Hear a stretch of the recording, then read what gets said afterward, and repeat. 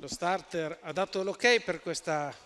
seconda partenza, vediamo l'allineamento se si completerà in maniera corretta.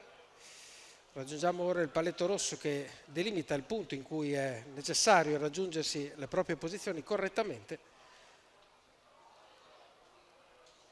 E stavolta l'autostart sembra con decisione prende il via, in effetti chiude le ali e i cavalli partono ora. In effetti va davanti a tutti, Go Plus SM, Daniele Zanardi fa quello che doveva fare, la cosa più importante, si mette davanti al numero 2 Grace Kelly Matley. Rimangono in questo momento un po' distanziati gli altri con un po' di onda che si crea nella metà del gruppo, ma l'importante è per definire quello che è la condizione della corsa, che vede il favorito Go Plus SM davanti a tutti con un parziale di 14,9 per i primi 200 metri.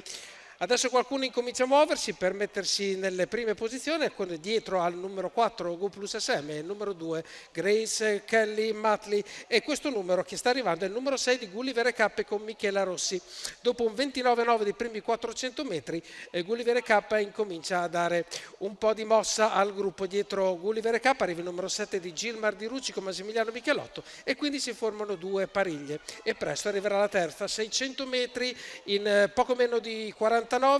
e 29,9 l'ultimo parziale, gli ultimi 400 metri con Go Plus SM numero sempre 8 davanti. Galaxy Horse squalificato. Viene squalificato il numero 8 di Galaxy Horse e passiamo il chilometro gli 800 metri in 59,9 con sempre il leader davanti a tutti, sempre a destra Gulliver K, sempre in seconda posizione dalla corda Grace Kelly Matley. Sembra un po'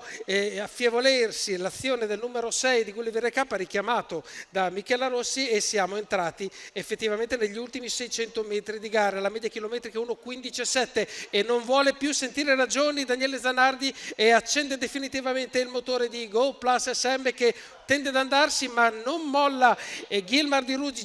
Rucci che si mette sulle sue tracce e numero 5 via questa sfida che si concluderà sicuramente in retta d'arriva molto avvincente. E quindi chiudiamo la curva con 15,3, entriamo nella retta d'arriva, sono due cavalli che se la giocano, dietro di loro prova ad avvicinarsi ma non c'è più tempo, come diceva qualcuno, Go Plus SM davanti a tutti, dietro il Gilmar Di Rucci, poi abbiamo Madame Butterfly e così arrivano fin sul palo. Quindi vince Go Plus SM Daniele Zanardi 1,15,2, 2,04,9 per portarsi a casa il successo. Lamberto Barbieri al training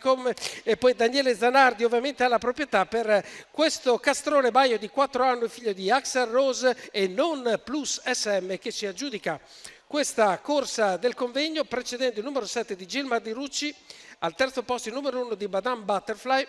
e a seguire molto a distanza non vediamo arrivare altri cavalli, ecco vediamo ora il numero 2 di Grace Kelly Matley che precede il numero 6 di Gulliver K.